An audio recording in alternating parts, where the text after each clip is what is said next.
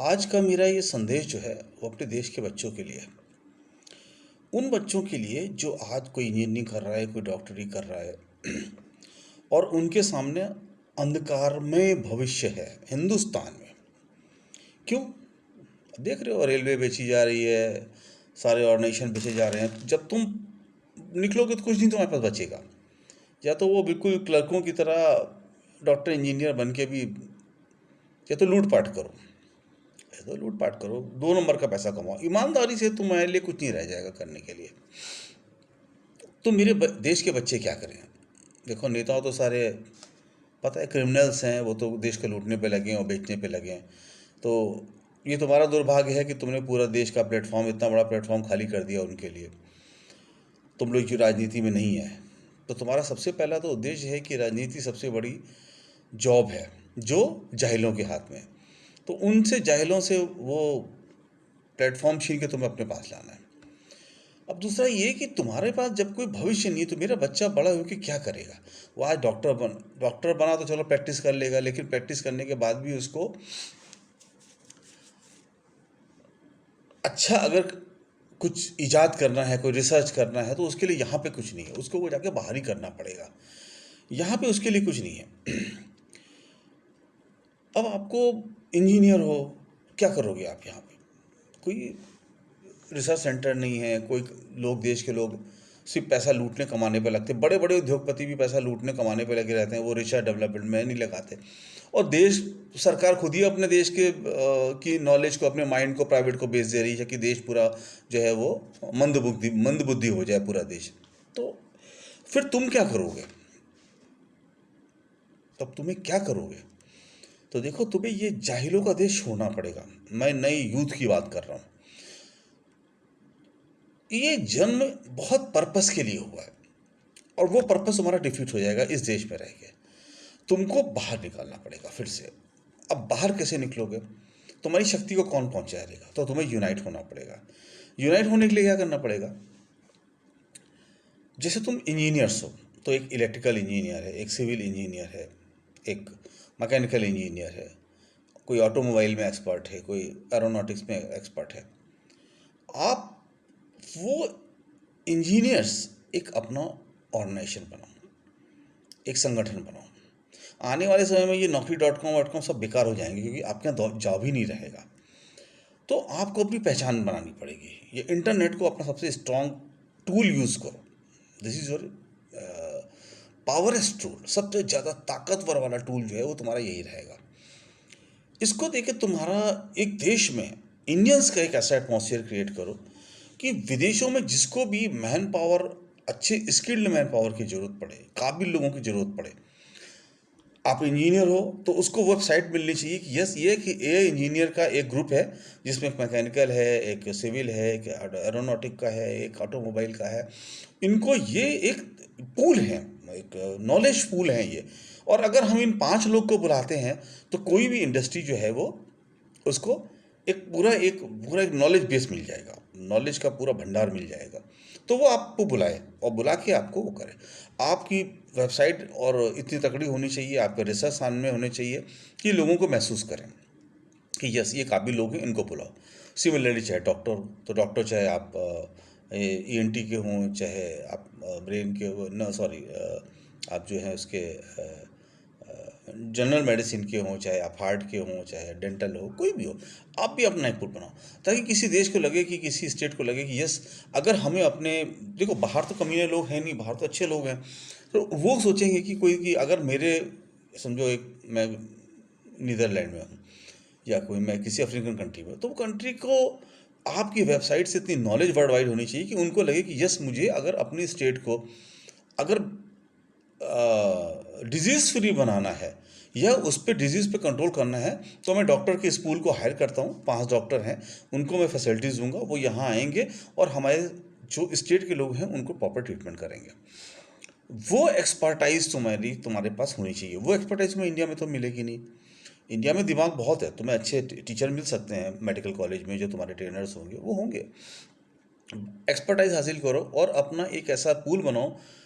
तो आज मेरी बात शायद तुम्हें बड़ी अजीब सी लगे, लेकिन मैं बोलता हूँ, आने वाले समय में इंडिया में ये जैसे टिड्डी दल की तरह तुम्हारे जो ब्रेन है उसका डिस्प्ले होना चाहिए। पूरे वर्ल्ड को चाहिए कि अगर वो सोचे कि मुझे अगर स्किल्ड और अच्छा ब्रेन चाहिए तो मुझे इंडिया के स्कूल को कॉल करना पड़ेगा।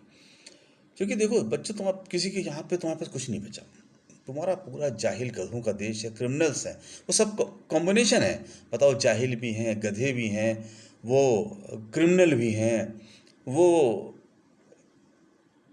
ह्यूमन में भी नहीं आते हैं, वो सारा गंदगी का एक ढेर है, एक जगह है, दिमाग के रूप में उनके है। और वो ऐसे लोग देश चला रहे हैं तुम्हारे, तो तुम्हें कुछ नहीं मिलेगा। वरना तुम्हारा देश बर्बाद क्यों हो रहा होता? तुम्हारा देश बहुत तक आगे बढ़ चुका होता, आने वाली जनरेशन को पहले से भी बेहतर तुम्हें वो मिला होता। तो अब दो चीज़ें, या तो तुम कांग्रेस को लाओ वापस। जब कांग्रेस को लाओगे तो तुम्हारा वो डेवलपमेंट का दिन फिर से वापस आ जाएगा, तुम्हारे और नेशन सेल बंद हो जाएंगे, तुम्हारी तरक्की होगी, तुम्हारा बढ़ना शुरू हो जाएगा। और अगर वो नहीं लाते, क्योंकि जिस तरीके से हमारे देश में असभ्य लोगों ने कब्जा कर लिया है, असभ्य लोगों ने देश के ऊपर कब्जा कर लिया है, वो हिंदू मुस्लिम लोगों को गालियां देना, ये करना, मैं भी देख रहा हूँ कि चीन से डर जाओ, प्रियंका गांधी से मकान खाली करा लो, राहुल गांधी को 100 गाली बक दो, नेहरू जी को 100 गाली बक दो, और आपका कंट्रीब्यूशन क्या है? आप ज़ीरो, इकोनॉमी को ज़ीरो लिया है। इस महाशक्ति को सबसे कमज़ोर शक्ति बना दिया है कि नेपाल और बांग्लादेश भी तुम्हें आज गाली दे रहे हैं। तो इतने उसके बाद भी खुश बैठ के मंदिर बनाएंगे, ये करेंगे, वो करेंगे, तो आप वो तो देश बर्बाद कर ही रहे हैं। लेकिन क्या हम बड़े होने के नाते हम लोगों का क्या कर्तव्य है कि हम अपने बच्चों को सही रास्ता दिखाएं? देखो, कहीं महामारी फैल जाती है तो क्या करते हो? इलाका खाली कर देते हो। जंगल में आग लग गई तो क्या होते हैं? जानवर वो जगह को खाली कर देते हैं। तो समझ लो ये यहाँ पे वायरस घुसा है हिंदुस्तान में। अब या तो तुम उन वायरस को ख़त्म करो, और वायरस को ख़त्म नहीं कर सकते हो तो वो जगह छोड़ दो। दो ही रास्ता है तुम्हारे पास। जो एक जनरेशन है हम लोग के लेवल की जनरेशन, वो तो यहीं रहेगी, कुछ नहीं कर सकती है। लेकिन हम आने वाली जनरेशन को रास्ता दिखा सकते हैं, आने वाली जनरेशन को हम रास्ता दिखा सकते हैं।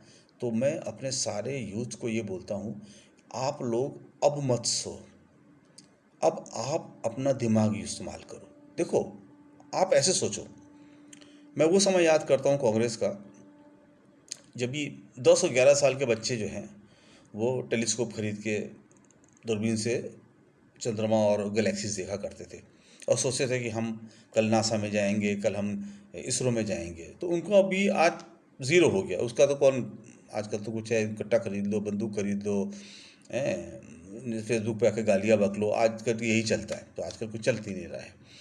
तो अदरवाइज़ आप ये सोचो कि हमारी पृथ्वी एक गैलेक्सीज के मिल्की वे में है। इस मिल्की वे में करोड़ों पृथ्वी जैसे ग्रह हैं, करोड़ों पृथ्वी जैसे ग्रह हैं। तो एक मिल्की वे ग्रह, उसमें करोड़ों पृथ्वी जैसे जैसे ग्रह।